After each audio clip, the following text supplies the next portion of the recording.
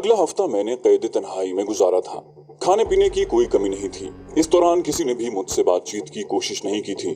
बस औरंगजेब साहब का एक ही पैगाम मुझ तक पहुंचा था कि सरदार छुट्टी पर था और उसका मोबाइल फोन नंबर बंद रहा था। एक हफ्ते बाद औरंगजेब साहब दोबारा मेरे सामने मौजूद थे, मगर मेरे पास उन्हें बताने के लिए कोई नई बात नहीं थी। चंद लम्हे मुझे सवालिया नजरों से घूरने के बाद उन्होंने लब खोले। चलने के लिए तैयार हो? मैंने मुंह खोले बगैर असबात में सर हिला दिया। उसने पीछे मुड़कर किसी को आवाज दी, इरफान। जी सर कहते हुए एक नौजवान अंदर दाखिल हुआ।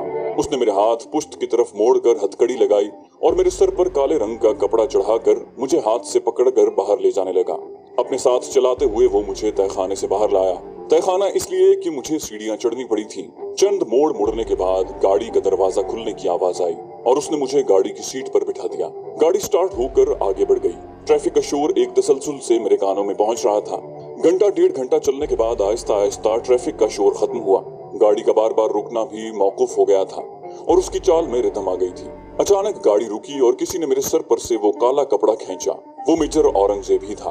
मेरे सर से कपड़ा उतार कर उसने मेरी हथकड़ी खोली और फिर गाड़ी आगे बढ़ा दी।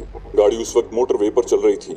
हम रावलपिंडी से लाहौर की तरफ जा रहे थे। मेजर औरंगजेब ने दुखी लहजे में कहा, जीशान, माजरत खा हूँ, तुम्हारी कोई मदद नहीं कर सका। मैंने कहा, जानता हूँ सर। मेजर को जिम्मेदार ठहराना किसी भी तौर मुनासिब नहीं था। वो बोले, वैसे तुमने घर आने की गलती कैसे की? मैंने कहा, मैं पलवशा को घर छोड़कर अफगानिस्तान जाना चाहता था। वो बोले, तुम्हारी इत्तला के लिए अर्ज है कि सरदार खान और तुम्हारी नई नवेली दुल्हन परसों वजीरिस्तान के लिए निकल गए हैं। सरदार खान महीना छुट्टी पर है और अपनी छुट्टी वो तुम्हारी बेगुनाही के सबूत इकट्ठे करने गुजारेगा। मैं गड़बड़ा गया, मगर पलवशा? वो बोले, जी ये सारा मंसूबा उसी का है। वो तो अकेली ही रवाना हो रही थी, मगर सरदार खान ने उसे अकेले जाने की इजाजत न दी और खुद भी उसके साथ रवाना हो गया। मैंने पूछा, आपको कैसे पता चला? वो बोला, सरदार खान की परसों मुझसे बात हुई थी। मैंने उसे रोकने की कोशिश की, मगर वो कहने लगा कि वो अपनी बहन को अकेला नहीं छोड़ सकता और पलवशा किसी सूरत रुकने को तैयार नहीं थी। मैंने परेशानी के आलम में खुद कलामी की। पता नहीं अब्बू जान ने उसे कैसे जाने की इजाजत दे दी हो। ये अल्फाज मेरे होंठों पर थे कि औरंगजेब साहब के हाथों में स्टीयरिंग लहराया और कार सड़क से उतरकर तेजी से ढलान में उतर गई। आगे एक कीकर का बड़ा दरख्त खड़ा था। उसके मजबूत तने से टकराकर कार एक जानिब मुड़ गई। औरंगजेब साहब का सर जोरदार अंदाज में स्टीयरिंग से टकराया। मैंने भी डैशबोर्ड पर हाथ टेक कर बमुश्किल अपना सर डैशबोर्ड से टकराने से रोका। मैंने औरंगजेब साहब को संभालना चाहा। सर, आप ठीक हैं? उसने मानी खेज मुस्कुराहट से कहा, मैं ठीक हूँ जवान। ऐसी सूरत हाल का फायदा न उठाना बेवकूफी होती है। मैंने पूछा, क्या मतलब सर? वो बोला, क्या तुम पलवशा और सरदार खान के पीछे जाकर अपनी बेगुनाही के सबूत नहीं ढूंढना चाहते? मैंने कहा, मगर आप? वो बोला, क्या तुम्हें लगता है कि मैं इतना बुरा ड्राइवर हूँ कि ब्रेक नहीं लगा सकता? उसकी बात सुनकर एकदम मेरे दिमाग में झमाका हुआ। ये सब उसने सोचे समझे मंसूबे के तहत किया था।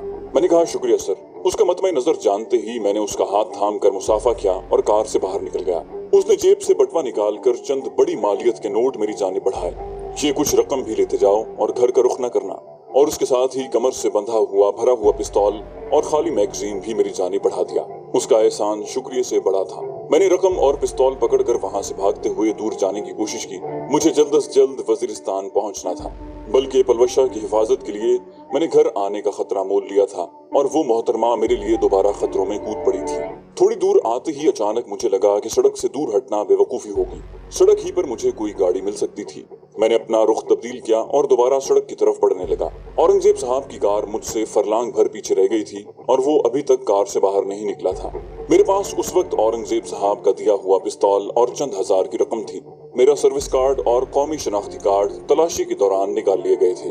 अलबत्ता घर में मेरा नकली शनाख्ती कार्ड मौजूद था जो सलीम शाह के नाम से बना हुआ था, लेकिन उसके साथ ये भी हकीकत थी कि औरंगजेब साहब ने मुझे घर जाने से मना किया था। यकीनन थोड़ी देर तक वो अपने साथ पेश आने वाले हादसे की इत्तला हेडक्वार्टर तक पहुंचा देता और दुनिया की तेज रफ्तार एजेंसी मेरी तलाश में निकल पड़ती। अब मेरा मुकाबला दहशतगर्दों और अमरीकियों के साथ साथ ISI के साथ भी था और मेरे लिए सबसे बड़ा मसला ISI ही थी, क्योंकि मैं अपने वतन के किसी मुहाफिज के खिलाफ कोई कदम नहीं उठा सकता था। इसके बरक्स उनकी नजर में मैं मुजरिम था, पाकिस्तान आर्मी के कई जवानों और ऑफिसर्स का कातिल। ऐसे गद्दार के लिए यकीनन उनके दिल में जर्रा भर भी रहम मौजूद नहीं होना चाहिए था। मुझे ज्यादा फासला तय नहीं करना पड़ा था। सड़क के किनारे बने हुए होटल को देखकर मैं उसी जानिब मुड़ गया। यूं भी मोटरवे पर थोड़े थोड़े फासले पर मुसाफिरों के लिए होटल बने हुए हैं, जहां वो खाने पीने के साथ ताजा दम भी हो सकते हैं और नमाज का वक्त हो तो मस्जिद की सहूलत भी मौजूद है। उस वक्त होटल पर सिर्फ एक गाड़ी ही रुकी हुई थी जो लाहौर से रावलपिंडी जा रही थी। मुसाफिर नीचे उतरकर खाने पीने में मशगूल थे। दोपहर 12 बजे का वक्त था। मैंने भी मौका गनीमत जानते हुए जल्दी जल्दी खाना खाया और बिल चुकाकर गाड़ी की तरफ बढ़ गया। मुसाफिर गाड़ी में बैठना शुरू हो गए थे। कंडक्टर को बताकर मैं भी अंदर घुस गया। घंटे डेढ़ घंटे बाद रावलपिंडी पहुंच चुका था। मैं पेशावर मोड़ पर उतर गया। सर्दियों की आमद थी। नवंबर का महीना लग चुका था। पठान भाइयों की रेडियां गर्म चादरों, टोपियों, जराबों, मफलरों और कोटों वगैरह से सजी हुई थी। अपनी शनाख्त छुपाने के लिए मुझे उस वक्त मफलर और चादर की जरूरत थी। एक चादर और सर्दियों का दूसरा सामान खरीद कर मैं वैगन के अंदर इंतजार करने लगा, क्योंकि ये सामान मुझे वजीरिस्तान में भी बहुत काम देता। वहाँ सर्दी काफी ज्यादा पड़ती है। जल्द ही मुझे तलगंग जाने वाली वैगन मिल गई। तलगंग उतरकर मैंने एक दुकान से सस्ता सा मोबाइल खरीदा और सिम कार्ड खरीदा और ओवैस को कॉल करने लगा। उसका फोन नंबर मुझे याद था। यूं भी अल्हम्दुलिल्लाह मेरी याददाश्त काबिल जिक्र है। एक अच्छे स्नाइपर के लिए जहां और भी खूबियों की जरूरत होती है, वहीं अच्छी याददाश्त का होना भी जरूरी होता है। कहानी की शुरुआत में आपको तफसील से बता चुका हूँ। दूसरी घंटी पर ही कॉल रिसीव कर ली गई। अस्सलाम वालेकुम। मैंने कहा वालेकुम अस्सलाम ओवैस, मैं ज़ीशान बात कर रहा हूँ। वो बोला क्या हाल है जिगर, इतने दिनों बाद फोन। उसके लहजे में तंज की आमेजिश साफ महसूस की जा सकती थी। मैंने कहा यार, ना तो गिले शिकवे का वक्त है और ना मेरे पास तुम्हें समझाने का वक्त है। जो कह रहा हूँ उस पर फौरन अमल करो। फौरन संजीदा होते हुए बोला फरमाओ। मैंने कहा फौरन मेरे घर जाओ। मेरे कपड़ों की अलमारी के ऊपर वाले खाने में एक पुराना सा पर्स पड़ा होगा जिसमें मेरा शनाख्ती कार्ड है जो सलीम शाह के नाम से बना हुआ है। तुम वो पर्स उठाकर उसी वक्त अपनी मोटरसाइकिल पर तलगंग का रुख करो। अब्बू जान को मेरे बारे में बताने की जरूरत नहीं। जो ही गांव से बाहर निकलो मुझे दोबारा कॉल कर लेना, मैं तुम्हें मजीद बता दूंगा कि कहाँ मिलना है। वो बोला यार, ये कौन सी जासूसी करवाना शुरू कर दी है। मैंने कहा मैं बहुत बड़ी मुसीबत में फंस चुका हूँ। तफसील बताने का वक्त नहीं है और ये सब जानना फिलहाल तुम्हारे लिए जरूरी नहीं। बस जो कहा है उस पर अमल करो। उसने मजाहिया अंदाज में कहा ठीक है बॉस, और मैंने राब्ता मुनक़ता कर दिया। मैं जानता था कि ओवैस के लिए ये काम करना मुश्किल नहीं होगा। यूं भी मेरे घर में वो बगैर रोक टोक के आ जा सकता था। अब्बू जान हमारी दोस्ती से अच्छी तरह वाकिफ थे। यकीनन वो ओवैस को मेरी अलमारी से कुछ निकालने से मना न करते। इसके बावजूद मैंने ओवैस के बाद अब्बू जान का नंबर भी मिला दिया। 2-3 घंटियों के बाद अब्बू जान की मुशफ़िक़ाना आवाज मेरी कानों में पड़ी। अस्सलाम वालेकुम। मैंने कहा वालेकुम अस्सलाम अब्बू जान, मैं ज़ीशान बात कर रहा हूँ। वो बोले कैसे हो बेटा। मैंने तो सोचा कि तुम ऐसी जगह पर हो जहाँ सिग्नल नहीं आते होंगे। मैंने कहा नहीं अब्बू जान, पहले तो मसरूफियत की वजह से फोन नहीं कर सका, अलबत्ता अब ऐसी जगह जा रहा हूँ जहाँ वाकई सिग्नल नहीं आते। उन्होंने कहा चलो मौका मिले कॉल कर देना। मैंने कहा ठीक है अबू जी। पलवशा कहाँ है। वो बोले वो वजीरिस्तान चली गई है। कोई अराजी का मसला था। उसका दूध शरीक भाई उसे लेने आया था। कह रही थी चंद दिनों तक लौट आएगी। मैं तो खुद उसके साथ ही जाना चाहता था मगर उसने मना कर दिया। यकीनन पलवशा ने सरदार का तारुफ अपने दूध शरीक भाई के तौर पर करवाया था और अब्बू जान को असल बात से आगाह किए बगैर वो बहाना करके निकल गई थी।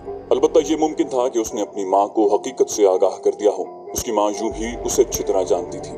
मैंने कहा अच्छा अब्बू जान, इजाजत चाहूंगा।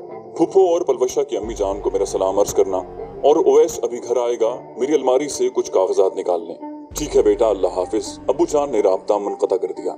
मैंने बस अड्डे के मुज़ाफ़ात में मौजूद एक होटल में बैठकर चाय पी। 10-15 मिनट बाद ही ओवैस की कॉल आ गई। वो मेरा बटवा लेकर गांव से निकल पड़ा था। मैंने उसे ताकीद की एहतियात से आना और ये देख लेना कि कोई मोटरसाइकिल या कार तुम्हारे ताक़ुब में तो नहीं। उसने हंसते हुए कहा अच्छी तरह देख लिया यार, मोटरसाइकिल तो छोड़ो कोई परिंदा भी मेरे ताक़ुब में नहीं। गो मैं जानता था कि ओवैस के लिए ISI के किसी आदमी को ताड़ लेना नामुमकिनात में से था, क्योंकि जरूरी नहीं था कि वो उसके ताक़ुब में ही आते।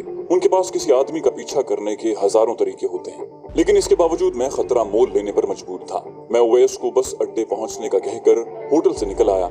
सड़क पर एक रेडी वाले के पास खड़े होकर मैं थोड़ी सी मूंगफली खरीद कर ढूंढने लगा। ओवैस जल्द ही वहां पहुंच गया था। उसे रुकने का इशारा करके मैं उसके करीब गया। मेरे चेहरे के गिर्द लिपटा मफलर देखकर वो मजाहिया अंदाज में बोला तुम तो पक्के ही जासूस बने हुए हो। मैंने कहा मजाक का वक्त नहीं है, बटवा मेरे हवाले करो और यहाँ से गायब हो जाओ। ये लो। बटवा मेरी जानी बढ़ाकर उसने मोटरसाइकिल को किक लगाई और आगे बढ़ गया। मैं दोबारा बस अड्डे में दाखिल हो गया। थोड़ी देर बाद मैं एक वैगन में बैठा मियाँ वाली की तरफ रवां दवा था।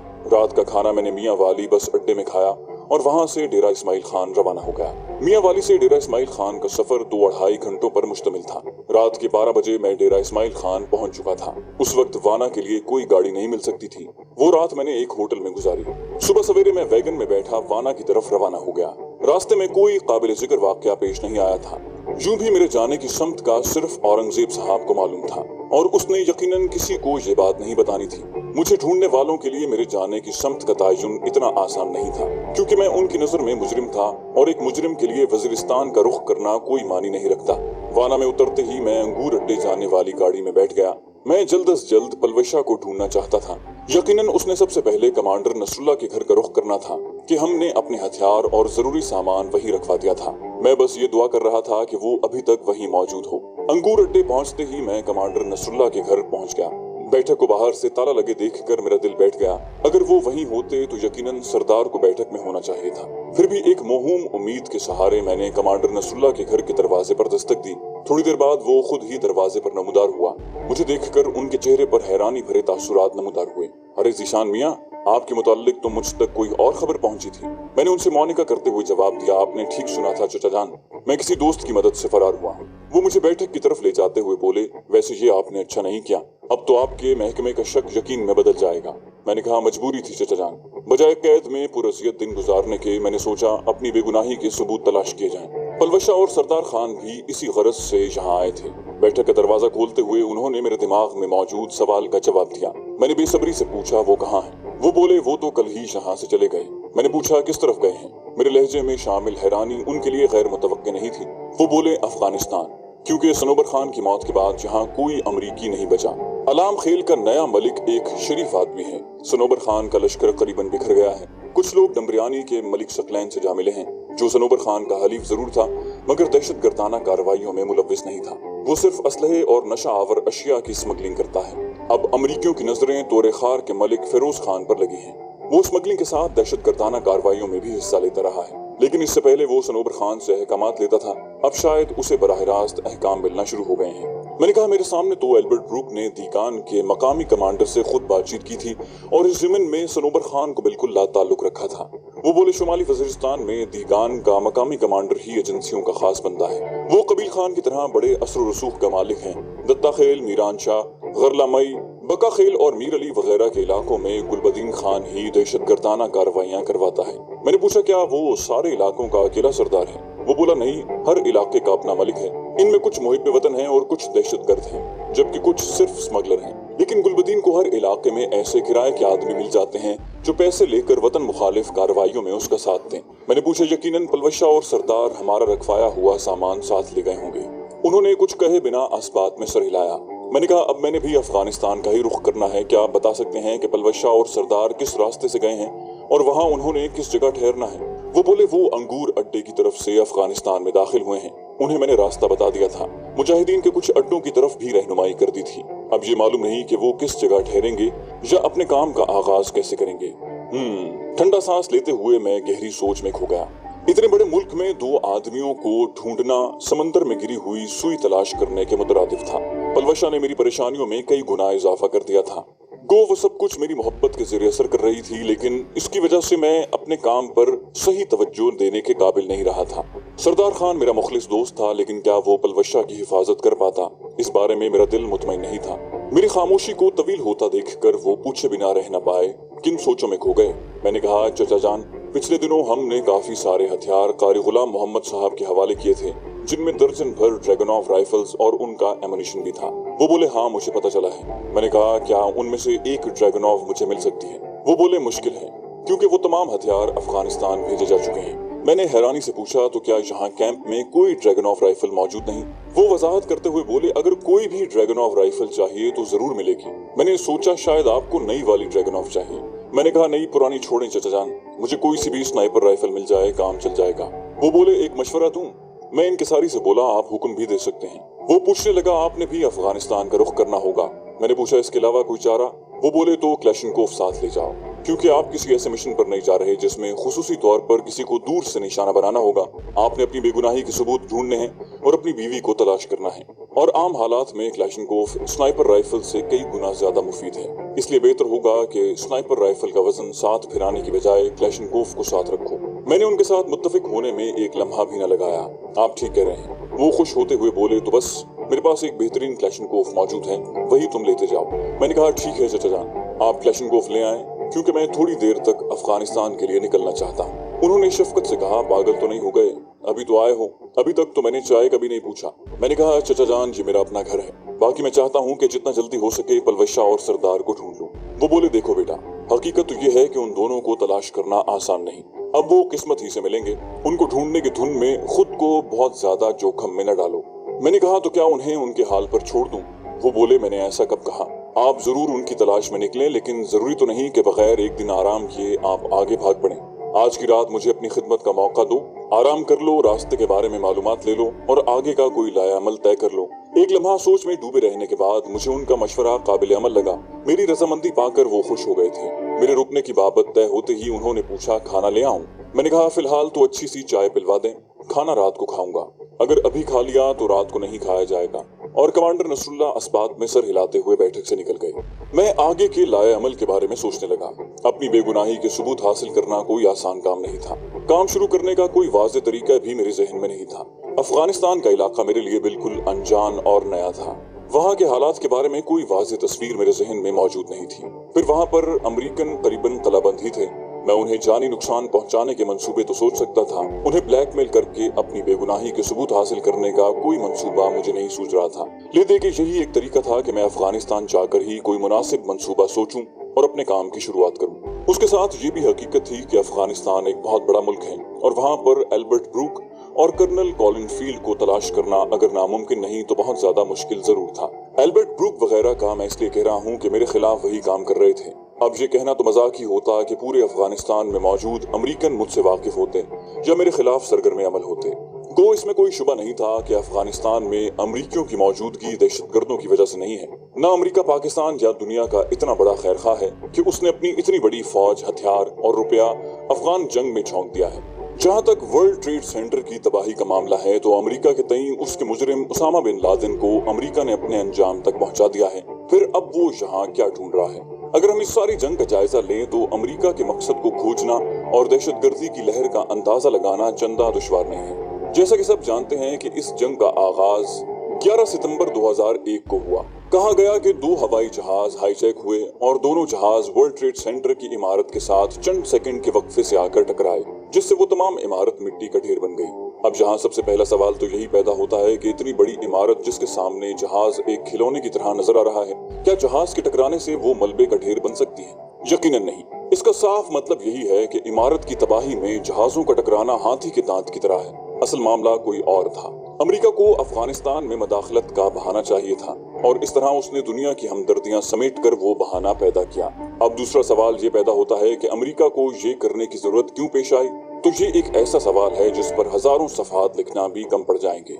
मुख्तसरन अगर कहा जाए तो दुनिया के हर उस खित्ते में अमेरिका ने अपनी अफवाज भेजी जहां से वो कोई फायदा हासिल कर सकता था। इराक पर हमला हुआ तेल की दौलत पर कब्जा करने के लिए। सोमालिया, कॉन्गो वगैरह में यूनाइटेड नेशन की अफवाज भेजी गई कि वहाँ हीरे की कानें हैं। अफगानिस्तान पर कब्जा हुआ कि दुनिया भर में यहाँ पोस्त की काश्त सबसे ज्यादा होती है और अमेरिका की एजेंसियां नशा आवर अद्वियात की सबसे बड़ी सप्लायर हैं। दूसरी बात, जंग के लिए जारी रहने में अमेरिका के असलहे की फैक्ट्रियां चल सकती हैं। और तीसरी बात यह है कि असल तालिबान जो दीन इस्लाम की सही शक्ल सामने लेकर आए थे, जिन्होंने अफगानिस्तान में अमन कायम कर दिया था, उन्हें गलत साबित करना है। और आज देख लें, सन 2000 तक तालिबान का नाम किस इज्जत से लिया जाता था और पाकिस्तानी अवाम उनसे कितनी मोहब्बत करते थे और आज वो किस मकाम पर हैं। इस मकसद के लिए दहशतगर्द तंजीमें खड़ी की गईं, जिन्होंने इस्लाम का लेबल लगाकर हर वो काम किया जो शायद शैतान भी न कर सके। रॉ, मोसाद, फ्रीमेसन और बाकी इस्लाम मुखालिफ एजेंसियों की हर कार्रवाई की जिम्मेदारी इन मुजाहिदीन का लिबादा ओढ़ने वाले मलूनों ने कबूल की। मसाजिद, इमाम बारगाहों, बुजुर्गों के मज़ारात, स्कूलों और अस्पतालों में दहशतगर्दी करने के बारे में सोचा भी नहीं जा सकता, मगर मकसद चूंकि इस्लाम को बदनाम करना, जिहाद की गलत ताबीर पेश करना, इसलिए बहुत बड़े पैमाने पर ये कार्रवाइयां अमल में लाई गईं। और अजीब बात यह है कि इस्लाम के नाम लेवाओं ने न तो कभी किसी फहाशी के अड्डे को निशाना बनाया और न किसी 2 नंबर काम करने वाले को। और हमारा मीडिया भी इस ज़िमन में इस्लाम मुखालिफ प्रोग्राम चलाकर हुनूद और यहूद और नसारा के एजेंडे पर काम करता रहा। हमारी आवाम ऐसी भोली भाली है कि जो टीवी पर देखा उसे कुरान और हदीस से भी ज्यादा अहमियत देती है। इस ज़मीन में ये भी याद रखें कि अमेरिका के मकासद अभी तक पूरे नहीं हुए। मुल्क के खुदादात को खत्म करने के लिए उसकी नजर इस्लाम को बदनाम करने के बाद पाक आर्मी पर लगी है, जिसकी शुरुआत वो कर चुका है। दहशतगर्दी के पीछे वर्दी के नारे, मंजूर पश्तीन नामी गद्दार की हर्जा सराई और हमारे देसी लिबरल्स की जबान से फौज मुखालिफ बातें इस बात का बैयन सबूत हैं। लेकिन मुझे अपनी बेगुनाही के सबूत ढूंढने थे और ऐसा करने के लिए मेरे पास कोई वाज़ेह लायामल मौजूद नहीं था। उसके साथ पलवशा की तलाश एक अलहदा सरदर्द थी। उस जज्बाती लड़की से कुछ बैद नहीं था कि मेरी बेगुनाही के सबूत ढूंढते खुद को मुश्किल में फंसा देती। मेरी वजह से अब वो भी एल्बर्ट ब्रूक वगैरह की नजर में एक दुश्मन ही थी। उस पर काबू पाने के बाद जाने वो उसके साथ क्या सलूक करते। एक खूबसूरत लड़की का ऐसे दरिंदों के चुंगल में फंस जाना एक मर्द की निस्बत ज्यादा तकलीफ दे और अजियतनाक होता है। औरत को जान के साथ इज्जत का मसला भी दरपेश होता है और अपनी इस्मत की हिफाजत उसके लिए अपनी जान से ज्यादा मानी रखती है। मुझे अगर जरा भी शक होता कि वो कोई ऐसा काम कर देगी तो मैं जाते हुए उसे सख्ती से मना कर गया होता, मगर अब तीर कमान से निकल चुका था। मेरी शरीक हयात जिसे मैं फूलों की सेज पर सुलाना चाहता था वो आग और खून के दरिया में छलांग लगा चुकी थी। मेरी सोचों में कमांडर नसरुल्लाह की आमद से खलल पड़ा। उन्होंने चाय के बर्तन ट्रे में उठाए हुए थे और कंधे से रशियन साख्त की क्लैशनकोफ लटकाई हुई थी जिसकी बैरल कलम नुमा तरशी हुई थी।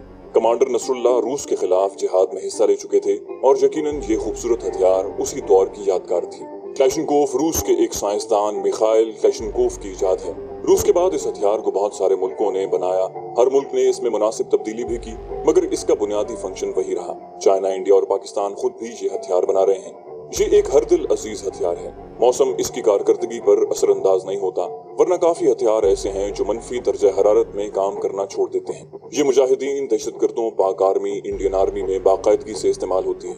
दुनिया में अगर नए हथियारों की इजाद का जायजा लें तो सैकड़ों हजारों किस्म के नए हथियार मुतारिफ हो चुके हैं, मगर इसके इस्तेमाल में कमी की बजाय इजाफा ही हुआ है। पहले इसका बट लकड़ी का होता था और बैरल के साथ एक फोल्ड होने वाली संगीन होती थी। आजकल ये क्लोज बट में भी दस्तयाब है और इसकी बैरल के साथ लगी हुई संगीन भी खत्म हो गई है। उसके साथ इस्तेमाल होने वाली मैगजीनें भी मुख्तलिफ किस्म की होती हैं जिनमें 30, 40 और 70 गोलियां पड़ती हैं। चाय के साथ वो बिस्किट भी ले आए थे। चंद बिस्किट चबाकर मैंने चाय की प्याली मेदे में उंडेली और क्लैशनकोफ का जायजा लेने लगा। उसके साथ 40 गोलियों वाली मैगजीन लगी हुई थी।